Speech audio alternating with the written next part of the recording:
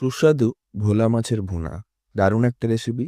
প্রথমে মাছগুলোকে নুন হলুদ আর অল্প একটু লঙ্কা গুঁড়ো দিয়ে ভালো করে ভেজে নিন। এর সঙ্গে আমরা নিয়েছি পেঁয়াজ কুচি, আদা রসুন কুচি আর কাঁচা লঙ্কার কুচি। এবারে কড়াইতে পরিমাণ মতো একটু সর্ষের তেল দিন। তার মধ্যে অল্প একটু পাঁচ ফোড়ন দিয়ে দিন সামান্য পরিমাণ। এবারে পেঁয়াজ কুচিটা দিয়ে দিন। পেঁয়াজটাকে একেবারে লাল লাল হওয়া পর্যন্ত ভালোভাবে ভেজে নিতে হবে।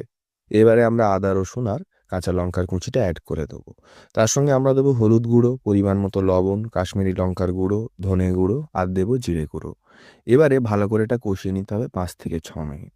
তারপরে আমরা এর মধ্যে জল দিয়ে দেবো। জলটা যখন ফুটে আসবে তখন আমরা এর মধ্যে মাছগুলো দিয়ে দেবো। এর মধ্যে আমরা টমেটো সস অ্যাড করেছি 3 থেকে 4 চামচের মতো। মনে রাখবেন মাছগুলো কিন্তু এখানে গোটা গোটা থাকবে না, মাছগুলো কিন্তু ভেঙে যাবে। তবেই কিন্তু এই রান্নার ঠিকঠাক স্বাদ আসবে। 10 থেকে 15 মিনিট ভালো করে কষানোর পরে উপর থেকে কসুরি মেথি ছড়িয়ে দিন আর নামিয়ে নিন।